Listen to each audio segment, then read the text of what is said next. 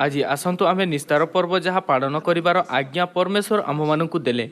एही विषय अंतर्गत परमेश्वरक वाक्यर अध्ययन करिवार किछि समय नेबा। एही विषय सहित आसतु आमे आउ गोटिए थर पुष्टि करिबा कि निस्तार पर्व द्वारा आममानक भविष्यत विषय रे कोन प्रतिज्ञा दिया जाई अछि। आसतु आमे जिसाय अध्याय 46 पद 10 देखिबा।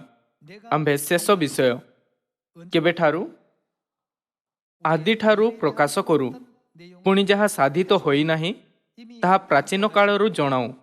आदि ठारू ओ से प्राचीन कालरू आममानक समस्त भविष्यत कहिछंती। आउ कहू आम्भर मंत्रणा स्थिर हेबो ओ आम्भे आपणा सकल मनोरथ सिद्ध करिबा। परमेश्वर प्रथमरु ही मनुष्यंकु भविष्यत जानिबाकू देइछंती। कौनसी फरक पड़े नहीं कि केमिति प्रसिद्ध भविष्यवादी पृथ्वी रे समालोचना करती और एहार भविष्यत उपरे चर्चा करती। सेमाने एहा जानी पारिबे नहीं। सेमाने अनुमान करि पारिबे भविष्यत एही दिगरे जाई पारे, किंतु कोन सेमाने जानी पारिबे कि भविष्यत रे प्रकृत रे कोन हेबो। किंतु परमेश्वर आदि ठारू पृथ्वीर भविष्यत और मानव जातिक भविष्यत विषय रे मध्य स्पष्ट भावरे बुझाइछंती। तेबे कौन मानव जातिक भविष्यत जहाँ परमेश्वर भविष्यवाणी करिछंती उज्ज्वल कि अंधकार हेबो। जेहेतु परमेश्वर स्वर्गर अनंत राज्य निमंते चमत्कार पथ खोलिछंती, तेबे आममानंकर भविष्यत केते उज्ज्वल हेबो। एहार सते एपरि किछि लोक अछंती जे माने ताहा उपरे विश्वास करिबा बिना उज्ज्वल पथरे चलंती नाही। एहीपरि लोकंक भविष्यत असहाय होई अंधकार होई पारे। एही कारणରୁ आम्भମାନଙ୍କୁ परमेश्वरଙ୍କ ଉପରେ विश्वास କରିବା ପାଇଁ କୁହାଯାଇଅଛି। ଅନନ୍ତ ଦୁନିଆରେ ଯିବା ନିମନ୍ତେ ଏକ ପ୍ରକ୍ରିୟା ଅଛି ଯାହା ଦେଇ ଆମ୍ଭମାନଙ୍କୁ ଅତିକ୍ରମ କରିବାକୁ ପଡ଼ିବ। ନହଙ୍କ ସମୟରେ परमेश्वर ଦୁଷ୍ଟମାନଙ୍କର ବିଚାର କଲେ ଏବଂ ସେମାନଙ୍କୁ ଜଳ ଦ୍ୱାରା ଦଣ୍ଡ ଦେଲେ। ଶେଷ ଦିନରେ ଏହି ଦୁନିଆକୁ ଅଗ୍ନି ଦ୍ୱାରା ଦଣ୍ଡିତ କରିବା ପାଇଁ ନ୍ୟାୟର ଅବଧି ନିଶ୍ଚିତ ଭାବରେ ଆସିବ। କ'ଣ ହେବ ଯଦି ଅବଧି ସମାପ୍ତ ହୋଇଯିବ? ଏକ ନୂତନ ଆକାଶ ଏବଂ ଏକ ନୂତନ ପୃଥିବୀ ଅର୍ଥାତ୍ ଆମ୍ଭମାନଙ୍କ ପାଇଁ ଏକ ଅନନ୍ତ ରାଜ୍ୟ ଖୋଲାଯିବ ଆଉ ଦୁଷ୍ଟମାନଙ୍କୁ ନରକର ଅନନ୍ତ ଦଣ୍ଡ ଦିଆଯିବ। परमेश्वर ଏହି ପ୍ରକାର ସ୍ପଷ୍ଟ ରୂପରେ ଆମ୍ଭମାନଙ୍କର ଭବିଷ୍ୟତକୁ ଜାଣିବାକୁ ଦେଲେ। ଆମ୍ଭମାନଙ୍କ ଭବିଷ୍ୟତ ଏବଂ ସେହି ଲୋକମାନଙ୍କ ଭବିଷ୍ୟତ ମଧ୍ୟରେ ଏକ ନିର୍ଦ୍ଦିଷ୍ଟ ପାର୍ଥକ୍ୟ ଅଛି ଯେଉଁମାନେ ପରମେଶ୍ୱରଙ୍କ ଉପରେ ବିଶ୍ୱାସ କରନ୍ତି ନାହିଁ। ଏଥିପାଇଁ ଆମ୍ଭେ ସଚେତ ଭାବରେ ସୁସମାଚାର ପ୍ରଚାର କରୁଅଛୁ, ଯାହାଦ୍ୱାରା ଲୋକମାନେ ଏକ ଖୁସି ଭବିଷ୍ୟତ ବାଛି ପାରିବେ। ଦୟାକରି ଆପଣା ଉଜ୍ଜ୍ୱଳ ଭବିଷ୍ୟତ ପାଇଁ ଏହି ଜୀବନକୁ ବାଛନ୍ତୁ। କ'ଣ ଆମ୍ଭେ ଲୋକଙ୍କୁ ଏହି ସନ୍ଦେଶ ଦେଉନାହୁଁ? ଆମ୍ଭେ ଏହାକୁ ପ୍ରଚାର କହୁ। ପ୍ରଚାର କରିବା ଦ୍ୱାରା ଆମ୍ଭେ ଲୋକଙ୍କ ଭବିଷ୍ୟତକୁ ଆଉ ଅଧିକ ଉଜ୍ଜ୍ୱଳ କରିବା ଉଚିତ। ଆଦିଠାରୁ ଶେଷକୁ ଦେଖୁଥାଇ ପରମେଶ୍ୱର ପ୍ରାୟ 3500 ବର୍ଷ ପୂର୍ବେ ଇସ୍ରାଏଲମାନଙ୍କୁ, ଯେଉଁମାନେ ମିଶର ଦେଶରେ ଦାସ ଭାବରେ ବାସ କରୁଥିଲେ, ନିସ୍ତାର ପର୍ବ ପାଳନ କରିବାକୁ ଆଜ୍ଞା ଦେଲେ। ପରମେଶ୍ୱର ସେମାନଙ୍କୁ ନିସ୍ତାର ପର୍ବ ପାଳନ କରିବାକୁ କାହିଁକି ଆଦେଶ ଦେଲେ? ଯେତେବେଳେ ପରମେଶ୍ୱର ଆଦେଶ ଦିଅନ୍ତି ତେବେ ସେଥିରେ ନିଶ୍ଚିତ ଭାବରେ ଏକ କାରଣ ଥାଏ। ଯେତେବେଳେ ମିଶରର ସମସ୍ତ ଦେଶରେ ପରମେଶ୍ୱର ବିପତ୍ତି ଆଣିଲେ, ତେବେ କ'ଣ ସେ ନିସ୍ତାର ପର୍ବର ସତ୍ୟ ଦେଲେ ନାହିଁ, ଯାହାଦ୍ୱାରା ତାଙ୍କ ଲୋକଙ୍କୁ ବିପତ୍ତିରୁ ଉଦ୍ଧାର କରାଯାଇ ପାରିବ? ଆସନ୍ତୁ ଆମ୍ଭେ ସେହି ଦୃଶ୍ୟକୁ ଦେଖିବା। ଯାତ୍ରା ପୁସ୍ତକ ଅଧ୍ୟାୟ 12 ପଦ 11। ଏହି ପ୍ରକାରେ ତୁମେମାନେ ତାହା ଭୋଜନ କରିବ, ଅର୍ଥାତ୍ କଟିବନ୍ଧନ କରି ପାଦରେ ପାଦୁକା ଦେଇ ହସ୍ତରେ ଯଷ୍ଟି ଘେନି ଚଞ୍ଚଳ ତାହା ଭୋଜନ କରିବ। ଏହା ସଦାପ୍ରଭୁଙ୍କର କ'ଣ? ସଦାପ୍ରଭୁଙ୍କର ନିସ୍ତାର ପର୍ବ। ପ୍ରାୟ 3500 ବର୍ଷ ପୂର୍ବେ ପରମେଶ୍ୱର ସେମାନଙ୍କୁ ପ୍ରଥମ ଥର ନିସ୍ତାର ପର୍ବ ପାଳନ କରିବାର ଆଜ୍ଞା ଦେଲେ। କାରଣ କ'ଣ ଥିଲା? କାରଣ ଏହି ପ୍ରକାର। ପଦ 12, ଯେହେତୁ ଆମ୍ଭେ ଆଜି ରାତ୍ରି ମିଶର ଦେଶର ମଧ୍ୟ ଦେଇ ଯାଇ ମିଶର ଦେଶସ୍ଥ ମନୁଷ୍ୟ ଓ ପଶୁର ସମସ୍ତ ପ୍ରଥମ ଜାତକୁ ସଂହାର କରିବା, ପୁଣି ମିଶ୍ରୀୟ ସମସ୍ତ ଦେବତାର ବିଚାର କରି ଦଣ୍ଡ ଦେବା ଆମ୍ଭେ ସଦାପ୍ରଭୁ। ଏଣୁକରି ତୁମେମାନେ ଯେଉଁ ଯେଉଁ ଗୃହରେ ଥାଅ ସେହି ଗୃହରେ ସେହି ରକ୍ତ ଚିହ୍ନ ସ୍ୱରୂପେ ରହିବ। ଆଉ ଆମ୍ଭେ ମିଶର ଦେଶକୁ ଦଣ୍ଡ ଦେବା ସମୟରେ ସେହି ରକ୍ତ ଦେଖିଲେ ତୁମ୍ଭମାନଙ୍କୁ ଛାଡ଼ି ଆଗକୁ ଯିବା। ସଂହାରକ ଆଘାତ ତୁମ୍ଭମାନଙ୍କ ପ୍ରତି ଘଟିବ ନାହିଁ। ଆଉ ସେହି ଦିନ ତୁମ୍ଭମାନଙ୍କର ସ୍ମରଣୀୟ ହେବ। ପୁଣି ତୁମେମାନେ ସେହି ଦିନକୁ ସଦାପ୍ରଭୁଙ୍କ ପର୍ବ ରୂପେ ପାଳନ କରିବ। ପୁରୁଷାନୁକ୍ରମେ ଅନନ୍ତକାଳୀନ ବିଧି ମତେ ଏହି ପର୍ବ ପାଳନ କରିବ। ମିଶର ଦେଶରେ ପରମେଶ୍ୱର ସେମାନଙ୍କୁ ନିସ୍ତାର ପର୍ବ ପାଳନ କରିବାକୁ ଆଜ୍ଞା ଦେଇଥିଲେ, ଯାହାଦ୍ୱାରା ସେମାନେ ବିପତ୍ତିରୁ ଉଦ୍ଧାର ପାଇବେ। ସଙ୍ଗରେ ହିଁ କିଣାନ ଦେଶରେ ପ୍ରବେଶ କରିବାର ଠିକ୍ ପୂର୍ବେ ପରମେଶ୍ୱର ସେମାନଙ୍କୁ ପୁନର୍ବାର ନିସ୍ତାର ପର୍ବ ପାଳନ କରିବାକୁ କହିଲେ। ତାହା କାହିଁକି ଥିଲା? ଯେତେବେଳେ ମଧ୍ୟ ପୃଥିବୀରେ ଏକ ବଡ଼ ଘଟଣା ଘଟିଲା, ପରମେଶ୍ୱର ଆପଣ ଲୋକମାନଙ୍କୁ ପୂର୍ବରୁ ନିସ୍ତାର ପର୍ବ ପ୍ରସ୍ତୁତ କରିବାକୁ ଦେଲେ, ଯାହାଦ୍ୱାରା ପରମେଶ୍ୱରଙ୍କ ମହାନ କାର୍ଯ୍ୟ ଏବଂ ଶକ୍ତି ପ୍ରଦର୍ଶିତ ହୋଇପାରିବ। ପରମେଶ୍ୱରଙ୍କର ପ୍ରତ୍ୟେକ କାର୍ଯ୍ୟର ଏକ କାରଣ ଥାଏ। ଯେତେବେଳେ ପରମେଶ୍ୱର ଇସ୍ରାଏଲମାନଙ୍କୁ ମିଶର ଦେଶରୁ ଉଦ୍ଧାର କଲେ, ତେବେ ପରମେଶ୍ୱର ସେମାନଙ୍କୁ ନିସ୍ତାର ପର୍ବ ପାଳନ କରିବାକୁ ଦେଲେ। ସଙ୍ଗରେ ହିଁ କିଣାନ ଦେଶର ପ୍ରବେଶ କରିବାର ପୂର୍ବେ ପରମେଶ୍ୱର ସେମାନଙ୍କୁ ନିସ୍ତାର ପର୍ବ ପାଳନ କରିବାକୁ ଦେଲେ। ନୋହଙ୍କୁ ପରମେଶ୍ୱର ଏକ ଜାହାଜ ନିର୍ମାଣ କରିବାକୁ କହିଲେ। ପରମେଶ୍ୱର ନୋହଙ୍କୁ ଏକ ଜାହାଜ ନିର୍ମାଣ କରିବାର ଆଜ୍ଞା କାହିଁକି ଦେଲେ? ଏହି ପୃଥିବୀର ସମସ୍ତ ପ୍ରକାରର ପ୍ରାଣୀଙ୍କୁ ରକ୍ଷା କରିବା ପାଇଁ ଥିଲା। ପରମେଶ୍ୱରଙ୍କ ପ୍ରତ୍ୟେକ ଆଜ୍ଞା ପାଇଁ ସର୍ବଦା ଏକ କାରଣ ଥାଏ, ଏକ ଅପରିହାର୍ଯ୍ୟ କାରଣ ଥାଏ। ଯିରିମିୟ ଅଧ୍ୟାୟ 4ରେ ପରମେଶ୍ୱର କହିଲେ, ସିଓନକୁ ଯାଅ। ସେହି ଆଜ୍ଞା ମଧ୍ୟ ଆସନ୍ତୁ ଆମ୍ଭେ କାରଣ ଜାଣିବା। ସେ ସିଓନରେ ଯିବାର ଆଜ୍ଞା କାହିଁକି ଦେଲେ? ଆସନ୍ତୁ ଆମ୍ଭେ ଯିରିମିୟ ଅଧ୍ୟାୟ 4 ପଦ 5 ଦେଖିବା। ତୁମେମାନେ ଜିହୁଦାରେ ପ୍ରଚାର କର ଓ ଜେରୁସାଲେମରେ ଘୋଷଣା କର। ଆଉ କୁହ, ତୁମେମାନେ ଦେଶରେ ତୁରୀ ବଜାଅ। ଉଚ୍ଚ ସ୍ୱରରେ କୁହ, ତୁମେମାନେ ଏକତ୍ର ହୁଅ। ଆସ ଆମ୍ଭେମାନେ ଦୃଢ଼ ନଗରମାନଙ୍କୁ ଯାଉ। ସିଓନ ଆଡ଼େ ଧ୍ୱଜା ଟେକ, ରକ୍ଷା ନିମନ୍ତେ ପଳାଅ, ବିଳମ୍ବ କର ନାହିଁ। କାରଣ ଆମ୍ଭେ ଉତ୍ତର ଦିଗରୁ ଅମଙ୍ଗଳ ଓ ମହାବିନାଶ ଆଣିବା।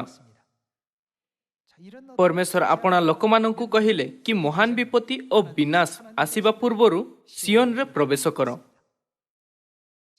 ଆସନ୍ତୁ ଆମ୍ଭେ ଏହାକୁ ସଂକ୍ଷିପ୍ତ କରିବା। ପରମେଶ୍ୱର କାହିଁକି କହିଲେ ଏକ ଜାହାଜ ନିର୍ମାଣ କର? ଆସନ୍ତୁ ଏକ ପ୍ରଶ୍ନ ଉଠାଇବା, କାହିଁକି? ନୋହଙ୍କୁ ରକ୍ଷା କରିବା ପାଇଁ ଯାତ୍ରା ପୂର୍ବରୁ ପରମେଶ୍ୱର ଇସ୍ରାଏଲମାନଙ୍କୁ ନିସ୍ତାର ପର୍ବ ପାଳନ କରିବାର ଆଜ୍ଞା କାହିଁକି ଦେଇଥିଲେ? ଏହା ସେମାନଙ୍କ ଠାରୁ ବିପତ୍ତି ପାର କରିବା ଓ ସେମାନଙ୍କୁ ମିଶରରୁ ମୁକ୍ତି କରିବା ପାଇଁ ଥିଲା। ଯିରିମିୟ ଅଧ୍ୟାୟ 4 ପଦ 5ର ଆଜ୍ଞା, ସିଓନକୁ ଯାଅ। ଏଥିନିମନ୍ତେ ଆସନ୍ତୁ ଆମ୍ଭେ ସେହି ପ୍ରଶ୍ନ ପଚାରିବା, କାହିଁକି? ଏଠାରେ ମଧ୍ୟ ଆମ୍ଭେ ଦେଖିପାରିବା କି ପରମେଶ୍ୱରଙ୍କ ଲୋକଙ୍କୁ ତେବେ ରକ୍ଷା କରାଯାଇପାରିବ ଓ ସେମାନଙ୍କୁ ଉଦ୍ଧାର କରାଯାଇପାରିବ ଯେତେବେଳେ ସେମାନେ ସମସ୍ତ ଅନ୍ତିମ ମହାନ ବିନାଶ ଓ ବିପତ୍ତି ଆସିବା ପୂର୍ବରୁ ସିଓନରେ ପ୍ରବେଶ କରିପାରିବେ। ଯେତେବେଳେ ପରମେଶ୍ୱର କିଛି କାର୍ଯ୍ୟର ନିର୍ଦ୍ଦେଶ ଦେଲେ, ଆଉ କିଛି କରିବାକୁ ଆଜ୍ଞା ଦେଲେ, ତେବେ ଏକ ନିଶ୍ଚିତ କାରଣ ଓ ଉଦ୍ଦେଶ୍ୟ ଥିଲା।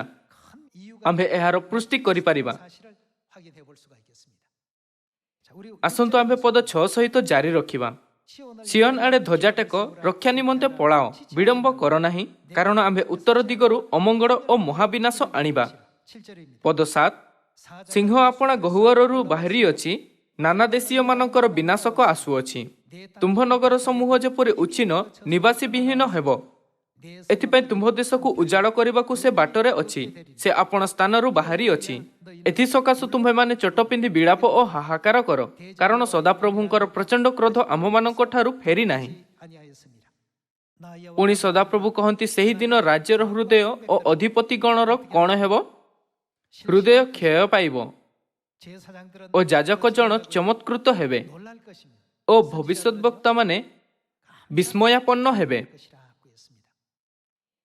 ଏସବୁ ଘଟଣା ଏପର୍ଯ୍ୟନ୍ତ ହୋଇନାହିଁ, କିନ୍ତୁ ପରମେଶ୍ୱର ଆମ୍ଭମାନଙ୍କୁ ମାନବ ଜାତିଙ୍କ ଭବିଷ୍ୟତକୁ ଅତି ସ୍ପଷ୍ଟ ଭାବରେ କହୁଛନ୍ତି। ସେଥିପାଇଁ ପରମେଶ୍ୱର ଆମ୍ଭମାନଙ୍କୁ ଶୀଘ୍ର ସିଓନ ଯିବା ନିମନ୍ତେ ଅନୁରୋଧ କରୁଛନ୍ତି। ଆଜି ଅନେକ ଯୁବ ଭଲ ଭାବରେ ଭବିଷ୍ୟତବାଣୀକୁ ଜାଣିଛନ୍ତି, ଯେମିତିକି ଜୋରମ ଗ୍ଲେନ। ସେମାନେ ସେହି ପଣ୍ଡିତମାନଙ୍କ ନିକଟରେ ରୁଚି ରଖନ୍ତି। ଭବିଷ୍ୟତବାଦୀମାନେ ମାନବ ଜାତିଙ୍କ ଭବିଷ୍ୟତ ଉପରେ ଅନେକ ଗବେଷଣା କରୁଛନ୍ତି ଏବଂ ଏହା ବିଷୟରେ ବିଭିନ୍ନ ଭବିଷ୍ୟବାଣୀ କରୁଛନ୍ତି। ସେମାନେ କୃତ୍ରିମ ବୁଦ୍ଧି ଏବଂ ଚତୁର୍ଥ ଶିଳ୍ପ ବିପ୍ଳବ ପରି ବିଭିନ୍ନ କ୍ଷେତ୍ରକୁ ସୂଚାଉଛନ୍ତି। ତାଙ୍କୁ ଦେଖି ମୁଁ ଆମ୍ଭମାନଙ୍କ ଭବିଷ୍ୟତ ବିଷୟରେ ଚିନ୍ତା କଲି।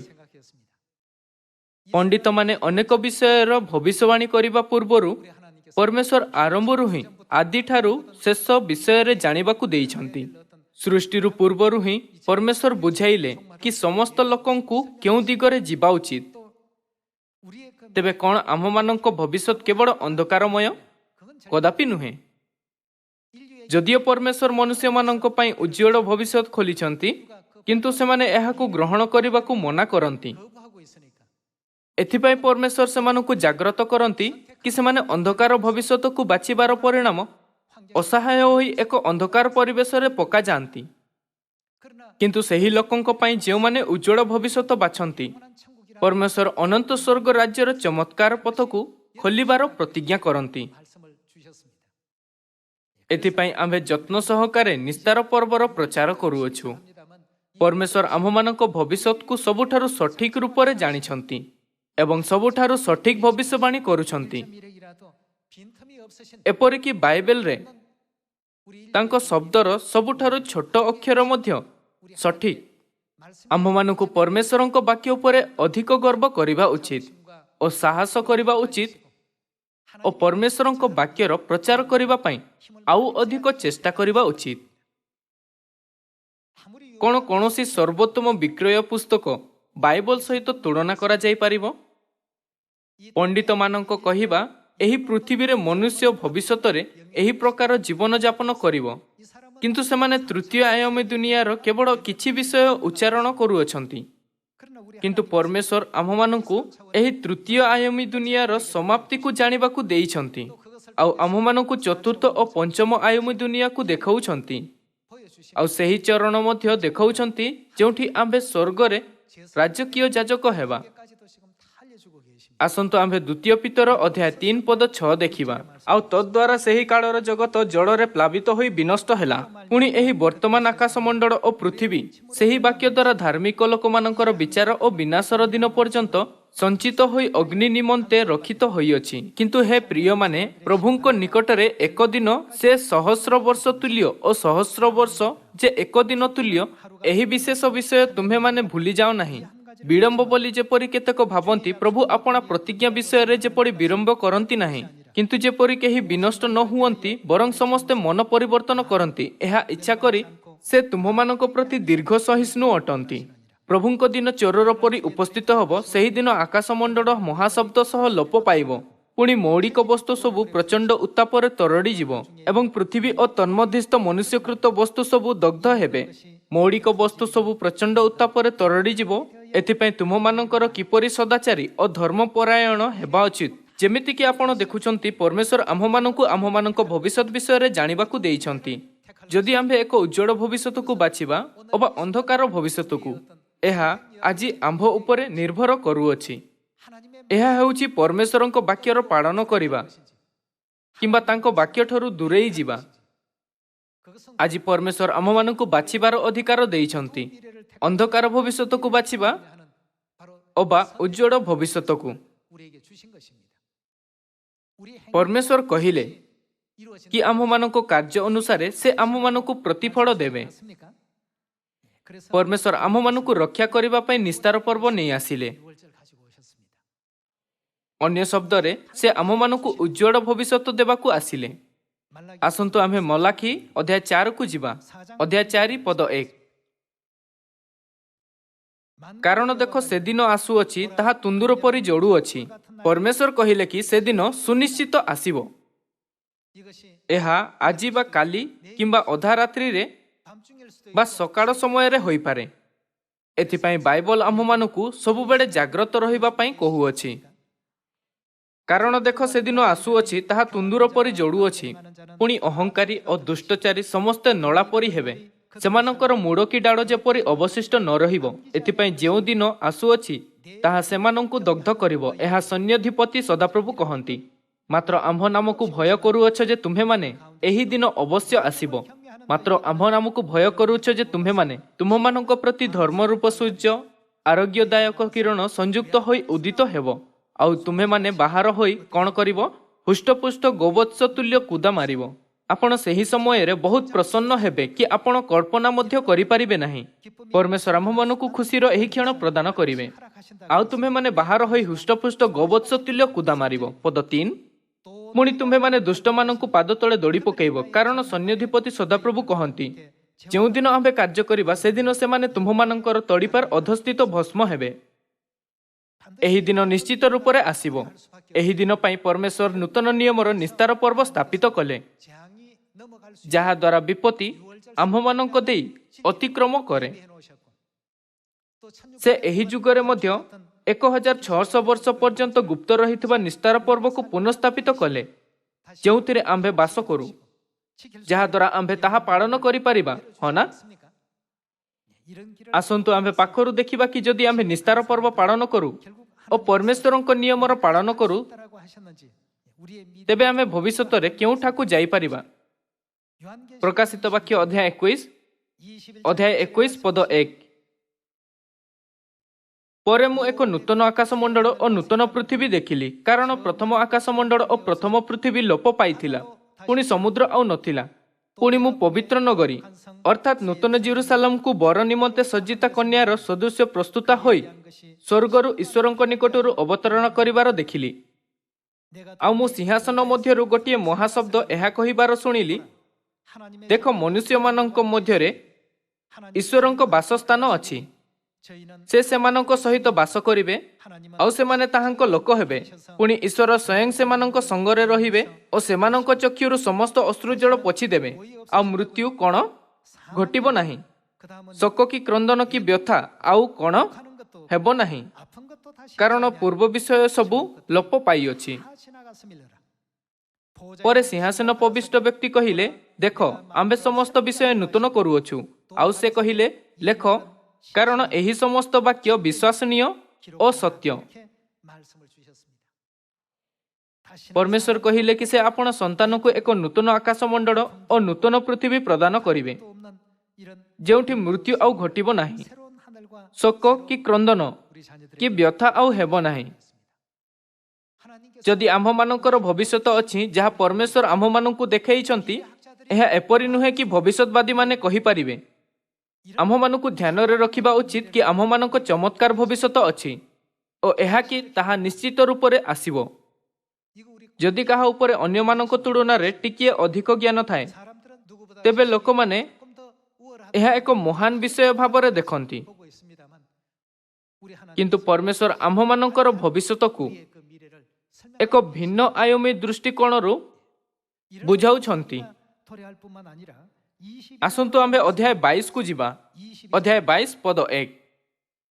ପରେ ସେ ମୋତେ ଜୀବନଦାୟକ ଜଳର ଗୋଟିଏ ନଦୀ ଦେଖାଇଲେ, ତାହା ସ୍ଫଟିକ ସଦୃଶ୍ୟ ଉଜ୍ଜଳ। ପୁଣି ଈଶ୍ୱର ଓ ମେଷଶାବକଙ୍କ ସିଂହାସନରୁ ନିର୍ଗତ ହୋଇ ନଗରର ପଥ ମଧ୍ୟ ଦେଇ ପ୍ରବାହିତ ହେଉଅଛି। ସେହି ନଦୀରେ ଉଭୟ ପାର୍ଶ୍ୱରେ 12 ଥର ଫଳଦାୟକ ଜୀବନ ବୃକ୍ଷ ଅଛି, ସେଥିରେ ପ୍ରତି ମାସରେ ଫଳ ଫଳେ। ପୁଣି ସେହି ବୃକ୍ଷର ପତ୍ର ଜାତି ସମୂହର ଆରୋଗ୍ୟକାରକ। କୌଣସି ଅଭିଶପ୍ତ ବିଷୟ ଆଉ ରହିବ ନାହିଁ। ଈଶ୍ୱର ଓ ମେଷଶାବକଙ୍କ ସିଂହାସନ ନଗରୀ ମଧ୍ୟରେ ରହିବ, ଆଉ ତାହାଙ୍କ ଦାସମାନେ ତାହାଙ୍କର ଉପାସନା କରିବେ। ସେମାନେ ତାହାଙ୍କ ମୁଖ ଦର୍ଶନ କରିବେ ଓ ତାହାଙ୍କ ନାମ ସେମାନଙ୍କ କପାଳରେ ଲିଖିତ ରହିବ। ରାତ୍ରି ଆଉ ହେବ ନାହିଁ, ସେମାନଙ୍କର ପ୍ରଦୀପ କି ସୂର୍ଯ୍ୟର ଆଲୋକର ପ୍ରୟୋଜନ ହେବ ନାହିଁ, କାରଣ ପ୍ରଭୁ ଈଶ୍ୱର ସେମାନଙ୍କ ଉପରେ ଆଲୋକ ସ୍ୱରୂପ ହେବେ। ପୁଣି ସେମାନେ କ'ଣ କରିବେ? ଯୁଗେ ଯୁଗେ ରାଜତ୍ୱ କରିବେ। କ'ଣ ଏହା ଏକ ସ୍ୱପ୍ନ ପରି ଲାଗୁଅଛି, ଯେମିତି କେହି ବର୍ତ୍ତମାନ ତିଆରି କରିଛନ୍ତି? ଆସନ୍ତୁ ଆମ୍ଭେ ପଦ 6 ଦେଖିବା। ପରେ ସେ ମୋତେ କହିଲେ, ଏହି ସମସ୍ତ ବାକ୍ୟ ବିଶ୍ୱାସନୀୟ ଓ ସତ୍ୟ।